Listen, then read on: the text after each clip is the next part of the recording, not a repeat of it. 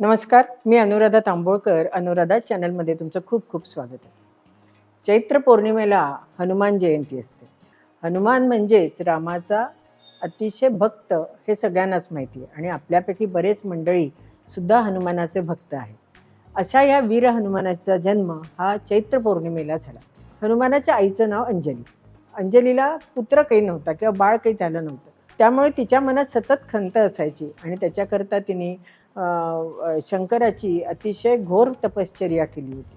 त्याच वेळेला अयोध्येमध्ये दशरथ राजांनी पुत्रकामेष्ठी यज्ञ केला होता, कारण त्यालाही पुत्रप्राप्ती नव्हती. म्हणून दशरथांनी गुरूंच्या सांगण्यावरून पुत्रकामेष्ठी यज्ञ अयोध्येमध्ये केला होता. त्या पुत्रकामेष्ठी यज्ञामध्ये अग्निदेव प्रसन्न झाले आणि त्यांना पायस म्हणजे खीर ही प्रदान केली, म्हणजेच त्यांना प्रसाद दिला.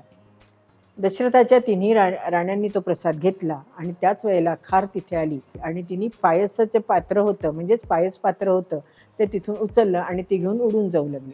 ज्या वेळेला खार ते पायस पात्र घेऊन जात होती, त्याच वेळेला अंजनी एका डोंगरावर शंकराची आराधना करत होती. आराधना करताना तिचे उंजळ ही अशी होती. ज्यावेळेला खार तिथून जात होती त्यावेळेला जोरात वारा सुटला आणि तिच्या हातातनं ते पायस पात्र खाली पडलं. त्यातलं जे पायस होतं ते अंजनीच्या उंजळीमध्ये पडलं. तिने तो प्रसाद शंकराचा म्हणून तो ग्रहण केला आणि तिने हनुमानाला जन्म दिला. म्हणून हनुमानाला अंजनीसूत असंही म्हटलं जातं. ही जी कथा मी आत्ता तुम्हाला सांगितली, ही तर आम्ही अगदी लहानपणापासून ऐकत आलेलो आहोत. तुम्ही सुद्धा ती ऐकली असेल. ही वाल्मिकी रामायणामध्ये ही कथा सांगितली, तीच मला मी आज सांगितली. हनुमानाचा जन्म हा सूर्योदयाच्या वेळेला झाला आणि ज्या वेळेला त्याचा जन्म झाला त्यावेळेला आकाशामध्ये सूर्याचं प्रतिबिंब होतं. ते एखादं परिपक्व फळ आहे असं हनुमानाला वाटलं आणि म्हणून त्याने त्या फळाकडे उड्डाण केलं. ते फळ घेण्याकरता तिकडे त्याने झेप घेतली. ज्यावेळेला हनुमान त्या फळाकडे झेप घेत होता त्यावेळेला इंद्राला असं वाटलं की राहू हा सूर्याला गिळंकृत करण्याकरता आलेला आहे आणि त्याने त्याचं जे वज्र होतं ते हनुमानाच्या दिशेने मारलं. ते वज्र हनुमानाच्या हनवटीला लागलं आणि तिथे आघात झाला. तेव्हापासून त्याला हनुमान म्हणू लागले. तसे हनुमानाची बरीच नावं आहेत. हनुमान आहे, वायुपुत्र आहे, नंतर अंजनीसुत आहे, बजरंग आहे. अनेक नावांनी आपण हनुमानाला ओळखत असतो. हनुमानाला रुईची फुलं अतिशय प्रिय आहेत. हनुमानाचा जन्म हा चैत्र पौर्णिमेला झाला. त्यामुळे हनुमानाच्या देवळामध्ये सूर्योदयापासून सूर्यास्तापर्यंत भजन, कीर्तन, त्याची आराधना, त्याचं नामस्मरण हे प्रत्येकाच्या घरामध्ये किंवा मंदिरामध्ये होत असतं. रामनवमी असो, हनुमान जयंती असो किंवा दत्त जयंती असो, या दिवशी सुंठवड्याचा प्रसाद हा दिला जातो. हा जो सुंठवडा केला जातो, हा सुंठवडा आपल्या शरीराच्या दृष्टीने सुद्धा उपयोगी असतो, कारण त्याच्यामध्ये सुंठ असते, धन्याची पावडर असते, नंतर खडीसाखर असते, वेलची असते, खोबरं असतं, ओवा असतो. हे सगळे पदार्थ एकत्र करून सुंठवडा केला जातो.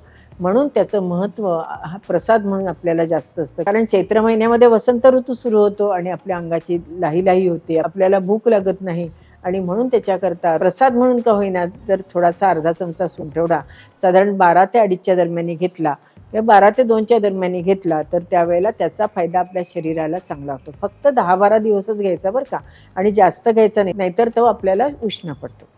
या हनुमान जयंतीला श्री हनुमंतेय नमः किंवा हनुमंताय नमः असा सतत जप करावा. तसंच भीमरूपी महारुद्रा किंवा हनुमान चालसी ही सुद्धा आवर्जून या दिवशी म्हटली जाते. हनुमानामध्ये ब्राह्मतेज आणि क्षात्रतेज असल्यामुळे त्याचा चिन्हाचा उपयोग आपल्या युद्धाच्या वेळेला केला जातो. याचं उत्तम उदाहरण म्हणजे ज्या वेळेला कौरव पांडवांमध्ये युद्ध झालं त्यावेळेला त्यांच्या रथावर हनुमानाचं चित्र होतं. पैलवान लोकांचं सुद्धा हनुमान हे एक श्रद्धेचं स्थान असतं, त्यामुळे तेही हनुमानाची अतिशय श्रद्धेने पूजा करत असतात. कुठलीही वाईट प्रवृत्ती आपल्याला त्रास देत असेल किंवा आपल्याला कुठल्या गोष्टींची भीती वाटत असेल तर अशा वेळेला हनुमानाचा जप करणं हे अतिशय योग्य असतं. त्याच्यामुळे या गोष्टींपासून आपलं रक्षण होतं. मारुतीच्या मूर्तीचे सुद्धा काही प्रकार आहेत. ते कुठले कुठले तर वीरमूर्ती आहे, त्यातले काही प्रकार आपण बघूयात. वीरमूर्ती आहे, दासमारुती आहे, रामसेवक मारुती आहे, पंचमुखी मारुती आहे. जवळजवळ 6-7 प्रकारचे मारुतीच्या मूर्तीचे प्रकार सुद्धा असतात. याची माहिती जर तुम्हाला हवी असेल तर पुढच्या एखाद्या व्हिडिओमध्ये आपण नक्की घेऊया. आज हनुमान जयंतीच्या निमित्ताने मी तुम्हाला ही हनुमानाबद्दल म्हणजेच मारुतीबद्दल माहिती सांगितली. ती तुम्हाला नक्की आवडली असेलच. अशाच आणखीन काही छान छान माहिती तुम्हाला हव्या असतील तर मला नक्की अभिप्रायामध्ये कळवा. त्या माहितीवर आपण वेगवेगळे व्हिडिओ करू. आणि आणखीन एक सांगायचं राहिलं, या सगळ्या माहिती आपण आपल्या आपली संस्कृती आणि आपले सणवार ह्या पुस्तकामध्ये दिलं आहे. तुम्ही जर अजून घेतलं नसेल तर नक्की ऑर्डर करा. सगळ्यांना हनुमान जयंतीच्या खूप खूप शुभेच्छा. धन्यवाद.